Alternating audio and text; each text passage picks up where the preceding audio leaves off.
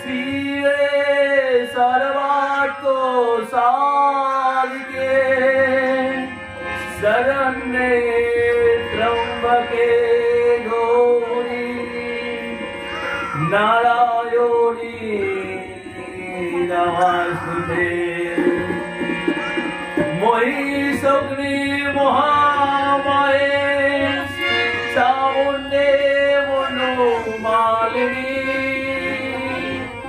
आयुरारोग्य विजय देहि देवी नमस्ते।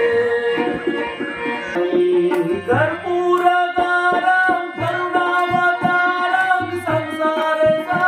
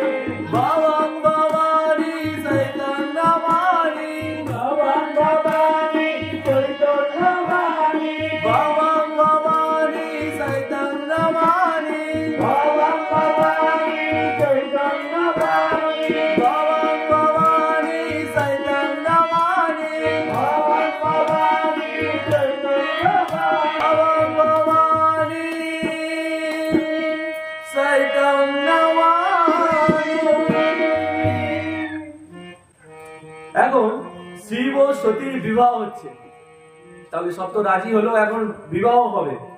কিন্তু দক্ষ এই সতীর কন্যাদান করবেন না, মানে তার মেয়ের, নিজের মেয়ের কন্যাদান তিনি করবেন না, তিনি রাজি নয়।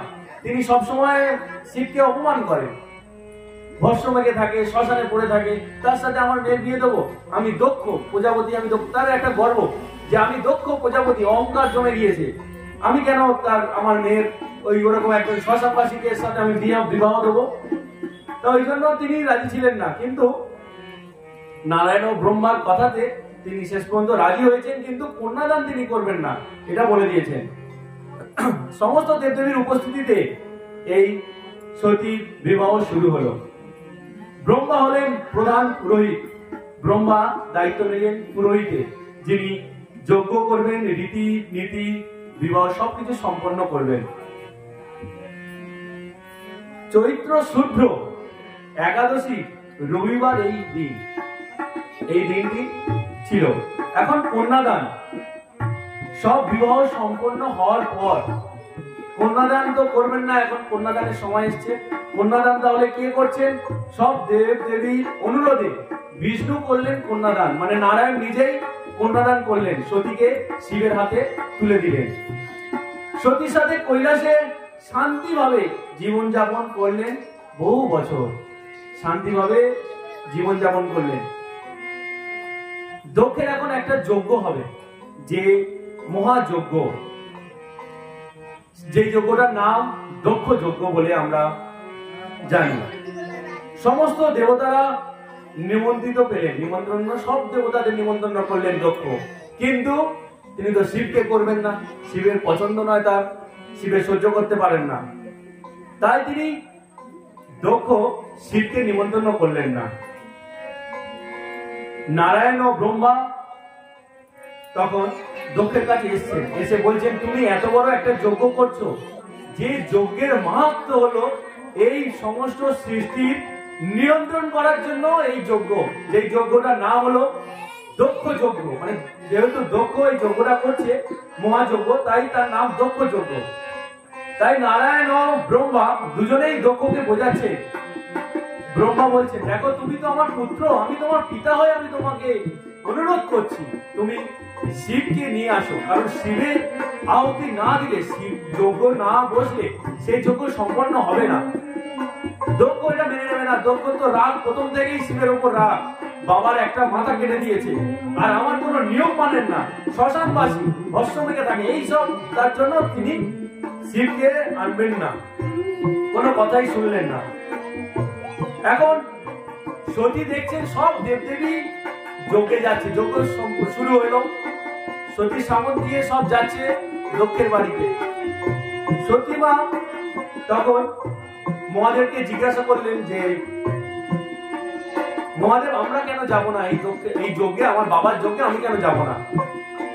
শিব বললেন যে আমাকে নিমন্ত্রণ করেনি, দক্ষ আমাকে নিমন্ত্রণ পাঠায়নি, তাই আমরা যেতে পারি না। সতী বললেন বাবার কাছে যাবো, নিমন্ত্রণ কি আছে, আর তুমিও আমার সাথে চলো। শিব বললেন আমি যাব না, আমার এখানে আমার অপমান হবে, আমি অপমানে আমি যেতে পারবো না, আমার অপমান হলে তবু ঠিক আছে, আমি অপমান সহ্য করতে পারবো, কিন্তু তোমাকে কেউ যদি তখন অপমান করে তাই আমি সেটা সহ্য করতে পারবো না, তাই আমি যাবো না এই যজ্ঞে।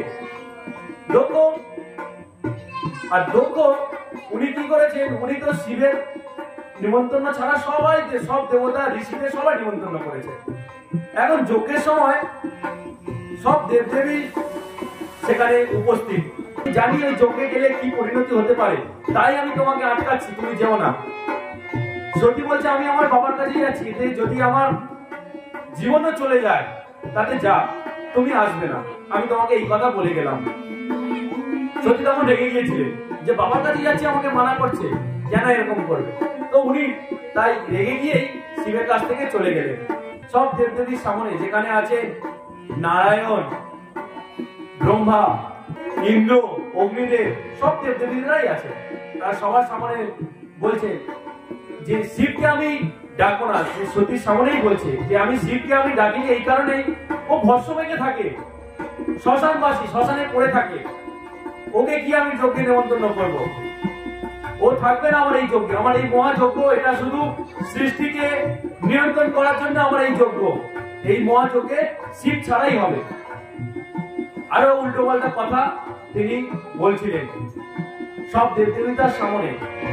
সতী এই কথা মেনে নিতে পারলেন না, সতী তখন হাত জোর করে মনে মনে সেই শিবকে ডাকেন যে আমার ভুল হয়েছে, আমাকে এখানে আসা উচিত হয়নি, আমাকে ক্ষমা করো।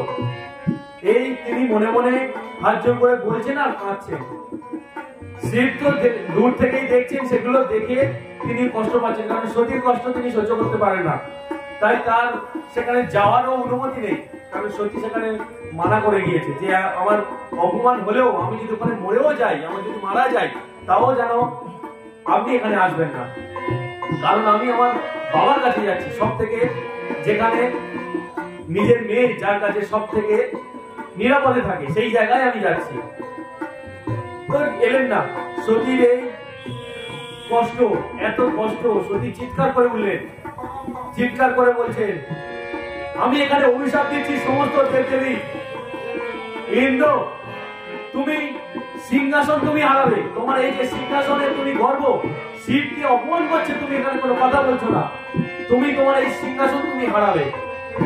অগ্নিদেব তোমার সবকিছু তুমি থাকবে, তুমি অগ্নি দেবতা হয়ে থাকবে, কিন্তু তুমি কোনো কিছুতে যদি তোমার আগুন থাকে সেটা অসুচিতে পরিণত হবে। যেমন আপনাদের কারোর যদি কাপড় পুড়ে যায় সেটা আর পরা নিষেধ, সেটা করতে নিষেধ করছে, কারণ ওটা অসুচি হয়ে গেল, সেটা আর ভালো না। বা কোনো যজ্ঞে ফল দিচ্ছেন, ফলটা পুড়ে গেলে সেটা খাওয়া নিষেধ, পোড়া জিনিস, ওই জন্য বলছে আগুনে যদি কিছু পুড়ে যায় সেটা খাওয়া নিষেধ বা সেটা পরা পরিধান করা নিষেধ। বহু বছর কষ্টে থাকবে, অনেক কষ্টে জীবনযাপন করবে, স্বর্গলোক তোমাদের ত্যাগ করতে হবে, কেউ স্বর্গে থাকবে না। কারণ তোমাদের সামনে যখন তোমাদের ইষ্ট দেবতা শিব, সেই শিবকে অপমান করছে, আর তোমরা সবাই বসে বসে তা দেখলে আর সবাই শুনলে এই কথা, তোমাদের মনে একবারও বললে না তোমরা যে এই শিবকে এইভাবে তোমরা অপমান করো না। সমস্ত দেবদেবীর মধ্যে নারায়ণ ছিলেন, ব্রহ্মা ছিলেন, সমস্ত দেবদেবীকে এই অভিশাপ দিলেন। দিয়ে সতী চলে যাচ্ছে সেই যজ্ঞতে, তিনি নিজের এই শরীরটা যে কানে ওই শিবের নামে বাজে কথা শুনেছে, সেই শরীর আর তিনি রাখবেন না, তাই তিনি ওই যজ্ঞে তিনি নিজেকে আহুতি দেবেন। বলছেন যাবার বেলা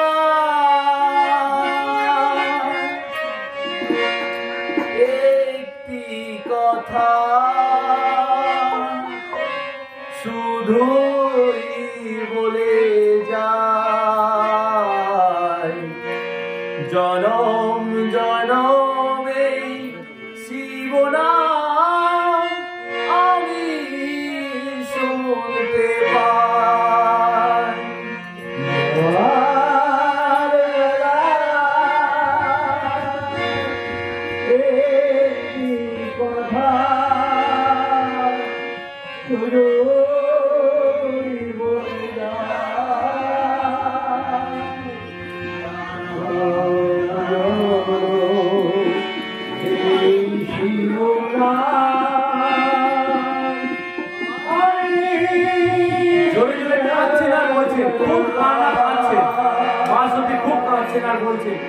যাবার বেলা একটি কথা শুধুই বলে যায়, জনম জনমে শিব নাম আমি যেন গাই।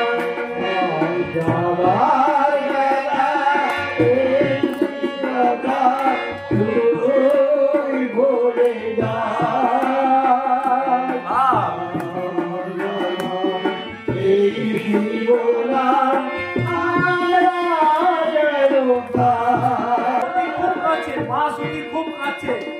আর শুধু বলে যাচ্ছেন, চিৎকার করে করে কাছে বলছেন আমি চলে যাই, শুধু বলে যাই,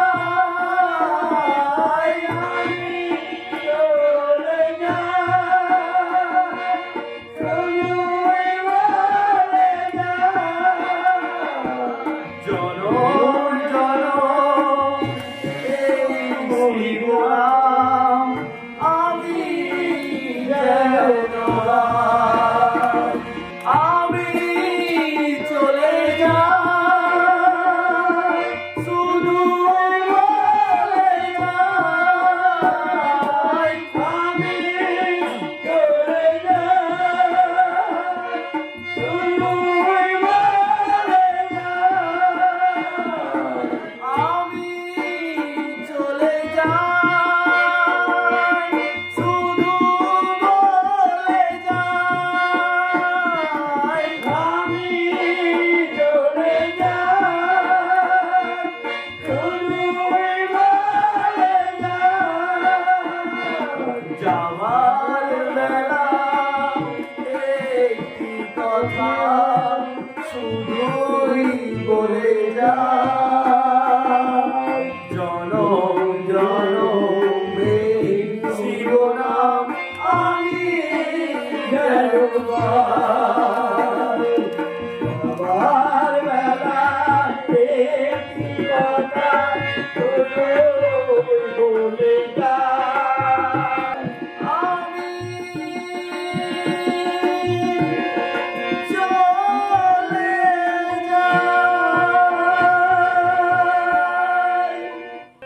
সতী নিজের দেহ ওই মহাযজ্ঞে আহুতি দিয়ে দিলেন। শিব রেগে গেছে, ক্রুদ্ধ হয়ে গেছে, চারিদিকে প্রলয়, চারিদিকে আগুন জ্বলছে। শিবের জটা থেকে এলেন বীরভদ্র। বীরভদ্রকে তিনি আদেশ করলেন তিনি দক্ষের শিরচ্ছেদ করার জন্য, তার মাথা কেটে দিতে। বীরভদ্র বেরিয়ে পড়লেন, সাথে সাথে বীরভদ্র গেলেন দক্ষের মাথা কাটার জন্য, তিনি বেরিয়ে পড়লেন। দক্ষেরও অনেক সৈন্য, দক্ষ একজন ভগবান ব্রহ্মার এক পুত্র, তিনি দক্ষ, তার হাতে আছে এই বিশ্বের সমস্ত দায়িত্ব, তারও অনেক সৈন্য।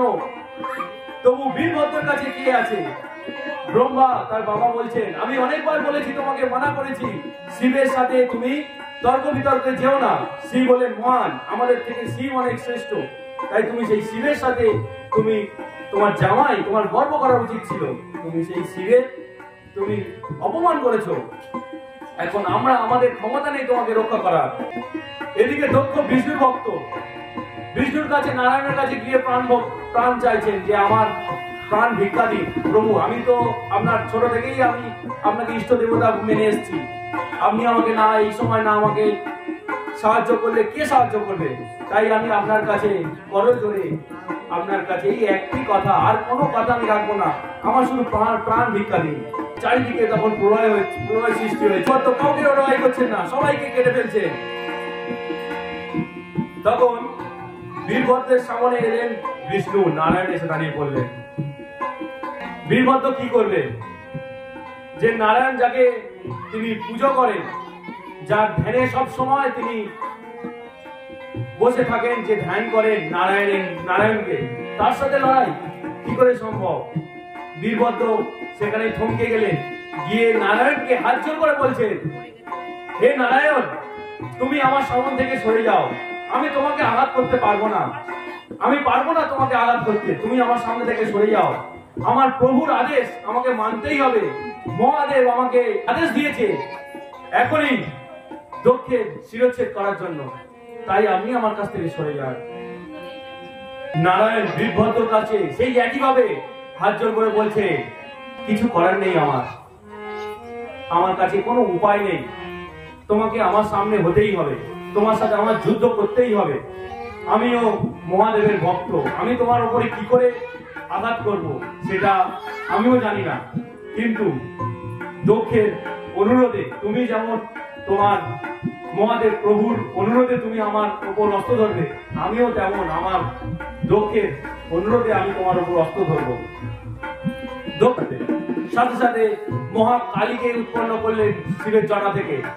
মহাকালী এলেন, মহাকালী এসে শুরু হলো। নারায়ণ সেখান থেকে চলে গেলেন। নারায়ণ আগেই বলে দিয়েছিলেন যে আমি এখানে আটকাতে পারবো না, তোমার এখানে তোমার প্রাণ আমি রক্ষা করতে পারবো না, নারায়ণ আগেই বলেছিলেন। তাই নারায়ণ সেখান থেকে চলে গেলেন। যখন মা কালী ও বীরভদ্র এক হলেন, সবাইকে কেটে ফেলছেন, দক্ষে এসে শিরচ্ছেদ করলেন।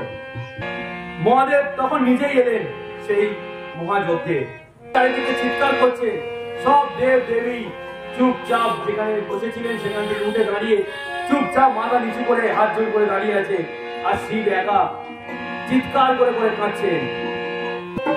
গীতা সর্দার আপনি উঠে আসুন।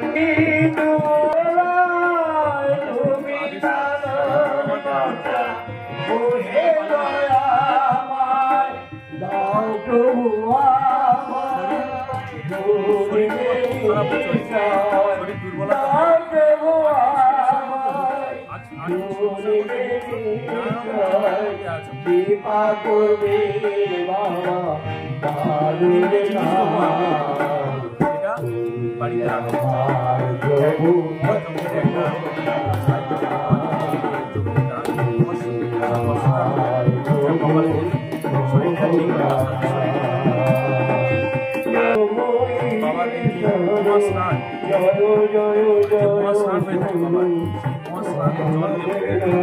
যদি সেই জল নষ্ট হয়ে যায়,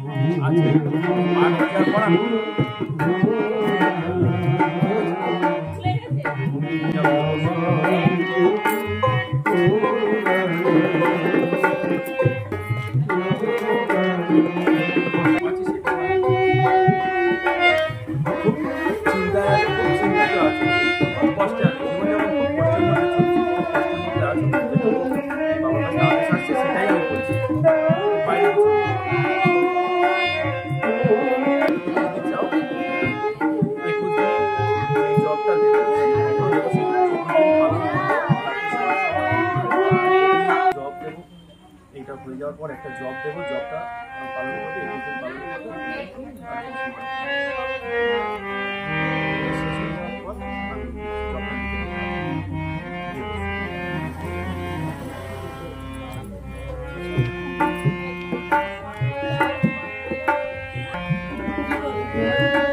যে আদেশ পাচ্ছে সেই আদেশটা করছে, যে আদেশটা আমি আছে সেই আদেশটা এর বাইরে কিছু করতে পারবো না, সেগুলোই করছে। ছোট থেকে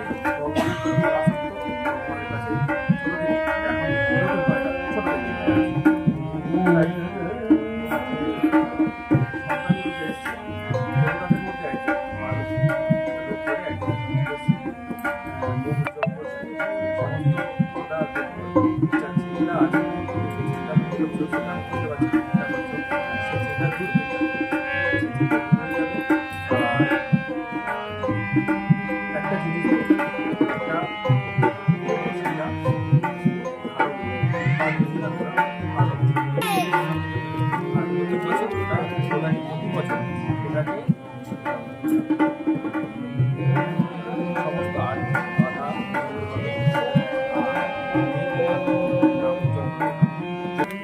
সমস্ত তবুও আমি একটা মন্ত্রকে বেশিকরণ বলি, বেশিকরণ মন্ত্র দেবো, সেই মন্ত্র নাম জপ করবে, জপ করবে। যখন সকালে উঠবো, সন্ধ্যেবেলা যখন ইচ্ছা মোটামুটি জপ করবে, 21 বার করবেন, 21 বার সেই জপে আদেশ করেন, যদি কিছু পাও সেটা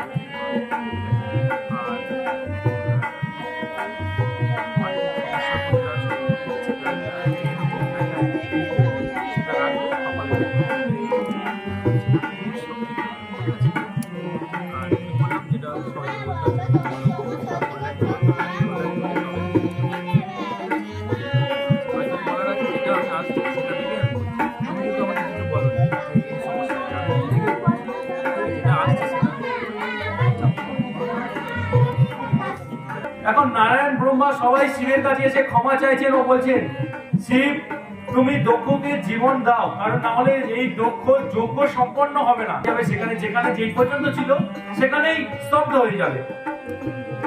তাই শিব কোনো কথা বললেন না, কারোর সাথে কিছু বললেন না, উনি তো কাঁদছে, উনি আর নিজের মধ্যে নেই।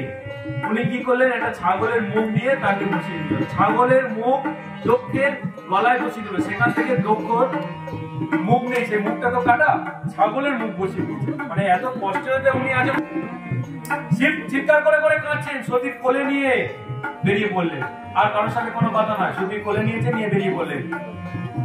শুরু হলো তাণ্ডব নৃত্য, বিরাট নৃত্য করছেন, তাণ্ডব নৃত্য চলছে, সবকিছু ধ্বংস হয়ে যাচ্ছিল, কিছু নেই, আকাশ বাতাস সব কিছু থাকছে না, চারিদিকে শুধু আগুন জ্বলছে, ঘর বাড়ি মানুষজন যা সৃষ্টি হচ্ছে সব চলছে একটার থেকে। নারায়ণ এটা দেখতে পাচ্ছে না, ব্রহ্মা নারায়ণ বসে পড়লেন, কি করব কি করব। শেষ পর্যন্ত নারায়ণ চিন্তা করলেন, আমি আমার সুদর্শন চক্র দিয়ে দেবীর সতীকে খণ্ডিত করব। তাই তিনি চক্র ছেড়ে দিলেন, সুদর্শন চক্র দিয়ে দেবী খণ্ডিত করলেন, হাত পা চোখ নাক কান নাভিক সব পা সব কেটে দিলেন, সে সুদর্শন চক্র দিলেন। এখন কেটে দেওয়ার পর যেগুলো শরীরে, সেই শরীরের অংশগুলো যেখানে যেখানে পড়েছে সেগুলো একটা পীঠস্থান হয়ে গিয়েছে, 51 পিঠ বলছে, 51 পিঠ হয়েছে। 51 পিঠটা শুধু ভারতবর্ষে নয়, বাংলাদেশে আছে, পাকিস্তানে আছে, সব জায়গায় আছে। এর নাম আমি পরে বলবো, সবাইকে বলে দেবো কোথায় কোথায় হয়েছে, 51টা নাম বলতে হবে, আর কোন কোন জায়গা সব বলে দেবো, কোথায় কোথায় হয়ে আছে। নমঃ শিবায়, শিব নমঃ শিবায়, হর হর ভোলে না। শিবায় নমঃ শিবায় নমঃ শিবায় নমঃ শিবায় রুদ্রেশ্বরায় শিব রুদ্রেশ্বরায় হর হর বলে রুদ্রেশ্বরায়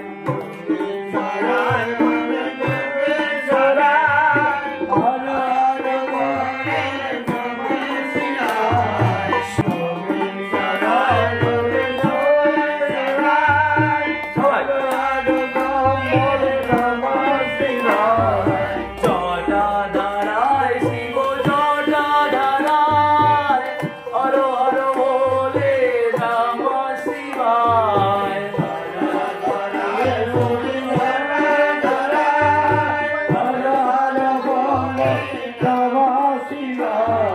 ভদ্রেশ্বরায় শিব ভদ্রেশ্বরায় হর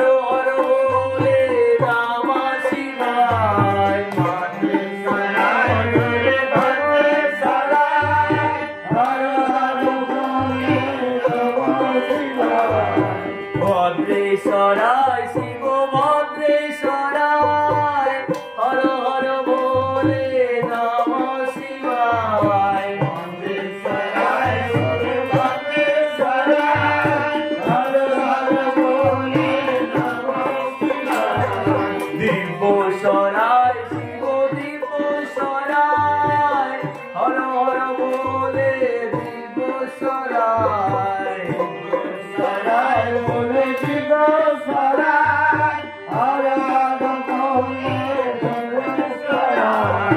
নমঃ শিবায় শিব নমঃ শিবায় হর হর বলে নমঃ শিবায়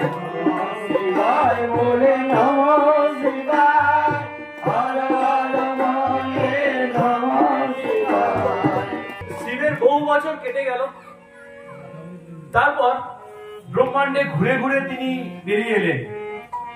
অবশেষে তিনি ধ্যানে বসে পড়লেন। যখন একটু শান্ত হয়েছে তিনি ধ্যানে বসে পড়েছেন। তিনি ধ্যানে চলে গেলেন। সেই সময় তারক নামে একজন অসুর তিনি ধ্যান করছেন ব্রহ্মার কাছে। ব্রহ্মার কাছে ধ্যান করলেন, পরে তিনি তপস্যায় গেলেন। সে এমন তপস্যা, কঠোরতম তপস্যা। আগুনের মধ্যে তপস্যা করলেন বহু বছর, জলের মধ্যে গিয়ে তপস্যা করলেন বহু বছর। অবশেষে ব্রহ্মার দেখা পেলেন। ব্রহ্মার কাছে বর চাইলেন যে আমাকে অমর করে দাও, আমি অমর হয়ে যাব। ব্রহ্মা বললেন না, এ অসম্ভব, অমরত্ব কাউকে দেওয়া যাবে না, তুমি অন্য কিছু চাও। তখন তারও খুব চালাক ছিল, বৈরাগী, মানে সংসার ধর্ম ত্যাগ করেছে মহাদেব। তাই তারক বলছে মহাদেবের পুত্র হাতে যেন আমার মৃত্যু হয়। ব্রহ্মা বললেন তথাস্তু বলে চলে গেলেন। মানে এখন তারক থেকে তারকা শুরু হয়ে গেলেন, যে তারক হলেন সমস্ত অসুরদের রাজা, তার নাম হলো তারকাসুর। এখানে সমাপ্ত করব। তারকাসুর কিভাবে সমস্ত দেবতাদেরকে দেবত্ব হারা করেছে, কিভাবে স্বর্গ থেকে সবাইকে বের করে দিয়েছে, তার রাজত্ব কিভাবে গড়ে তুলেছে। তারক তো জানে ও অমর হয়ে গেছে, ও নিজে জানে আমি অমর, আমি শিবের পুত্র ছাড়া আমি কারোর হাতে কেউ আমাকে নিহত করতে পারবে না, আমি তাই অমর। তাহলে হয়েছে কি করেছে সেটা আমি পরের দিন পাঠ করে শোনাবো। ধুম ধুম দানা নানা ধুম ধুম দানা নানা ধুম ধুম দানা নানা ধুম ধুম দানা নানা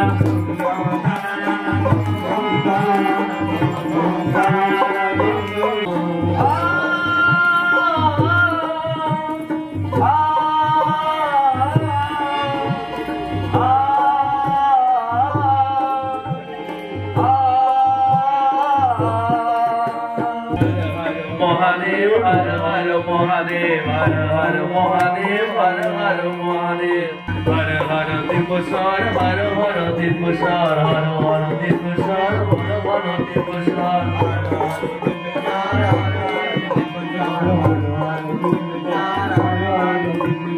आ